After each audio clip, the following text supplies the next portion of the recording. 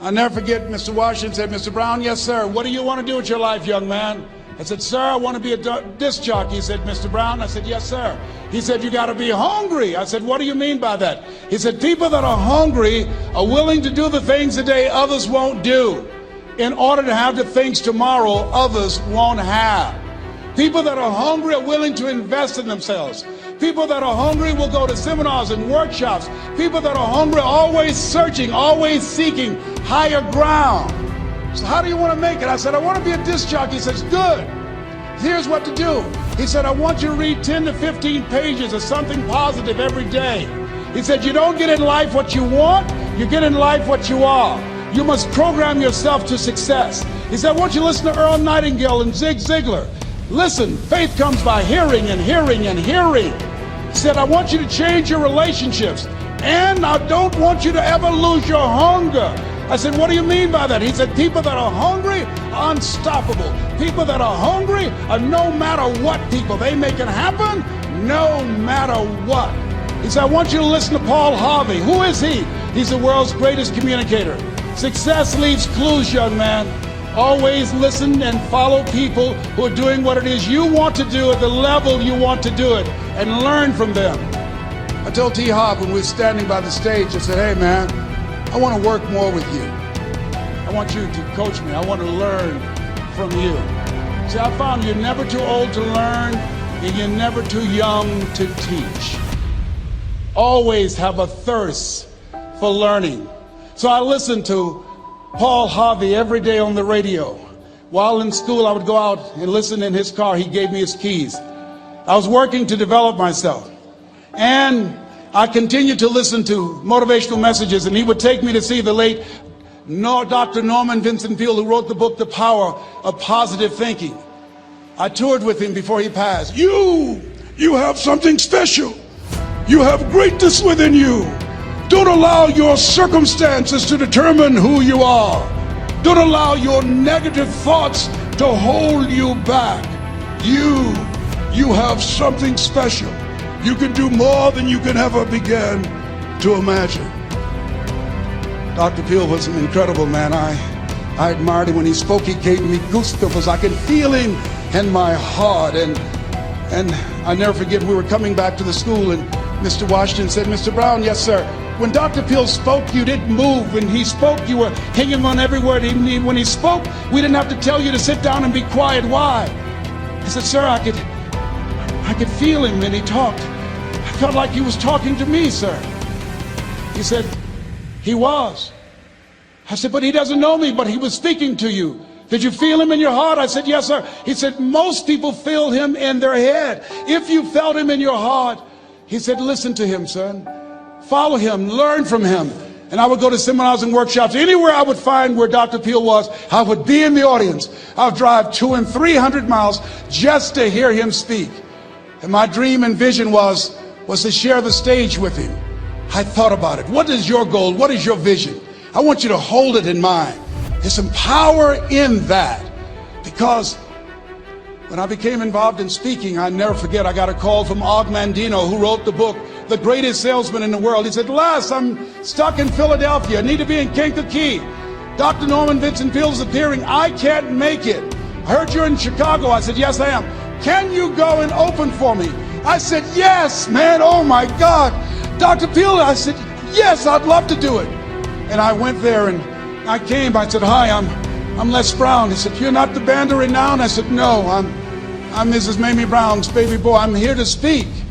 He said, come backstage. And his wife, Martha, was there. And she said, Papa, Les Brown is here, the speaker. And he said, Les Brown, shoot for the moon. Because even if you miss, you'll land among the stars. I said, sir, that's my quote. I wrote you when I was in the 11th grade. I was a part of a special education class project. That's my quote. He said, I know. I end all my speeches with that quote. So I did the things that Mr. Washington suggested. I listened to motivational tapes on a regular basis. I would go to seminars and workshops whenever Zig Ziglar and Dr. Dennis Wigley and Jim Rohn would come to town. And I said, sir, what do you want me to do now? He said, Mr. Brown, I've given you everything that I can give you. He said, develop your mind, put your money where your mouth is, continue to learn how to be an effective communicator, because once you open your mouth, you tell the world who you are. And always surround yourself with OQP, only quality people. So I went to apply for a job on Miami Beach. WMBM radio station. Milton Butterball Smith was the program director. Hello, Mr. Butterball. How are you, sir? My name is Les Brown, sir. I'd like to be a disc jockey. He said, young man, you have any journalism in your background?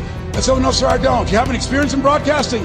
I said, no, sir, but I practice all the time, sir. Let me audition for you, sir. Let me show you how good I am. All I need is a shot, sir.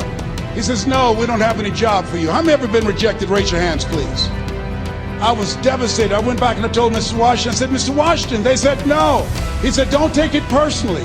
Most people are so negative, they have to say no 7 times before they say yes. He said, you gotta be hungry.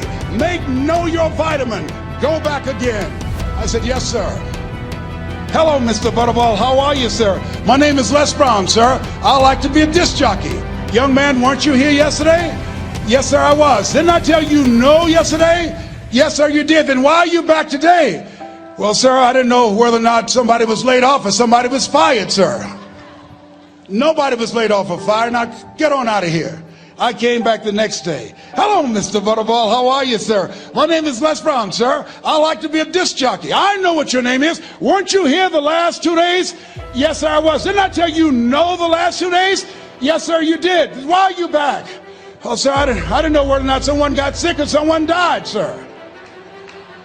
No one got sick or died. No one was laid off or fired. Now, don't you come back here again. I came back the next day talking loud, looking happy like I was seeing him for the first time. I said, hello, Mr. Butterball, how are you? He looked at me with rage. He says, go get me some coffee. I said, yes, sir.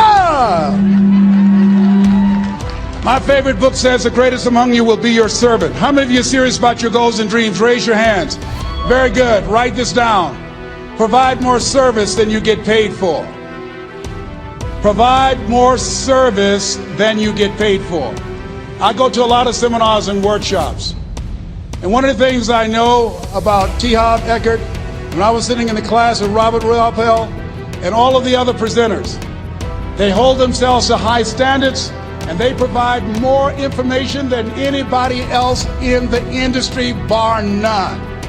They hold nothing back because their commitment is for your success. And when you hold yourself to high standards, write this down, impact drives income. That's why you're here. Because the training, the seminars, been making a difference in your life. If they did not have impact, 200 or 300 people would be here, if that amount. Impact drives income. So I became the errand boy for the disc jockeys. I would go get their lunch and their dinner, and I would bring it to them in the control room. And I'd watch them working the control boards, knowing my time will come. Write this down. I expect to reach my goal. Yes, you want to operate with a spirit of expectation. I expect to reach my goal. So I started preparing for the next position. Never forget one quote that I heard. As you look at your life, look at your goals and dreams. It's better to be prepared for an opportunity and not have one than to have an opportunity and not be prepared.